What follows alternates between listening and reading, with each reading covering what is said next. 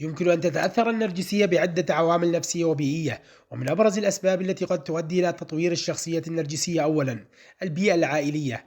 العلاقات في الطفولة مع الوالدين والعائلة يمكن أن تلعب دورا كبيرا في تكوين النرجسية، فمثلا التربية القاسية أو الإهمال العاطفي يمكن أن يؤدي إلى تطوير النرجسية كآلية دفاعية. ثانيا التجارب السلبية.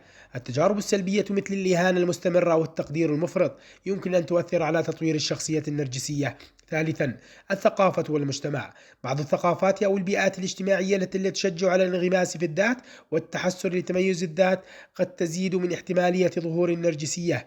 رابعا الوراثة والعوامل الوراثية. هناك بعض الدراسات تشير إلى وجود عوامل وراثية قد تلعب دورا في ارتباط النرجسية. خامسا الإشباع الذاتي. تعزيز الذات والبحث عن التقدير والاعتراف من الآخرين يمكن أن يدفع ببعض الأشخاص نحو التفكير النرجسي. سادسا الإعلام والتكنولوجيا.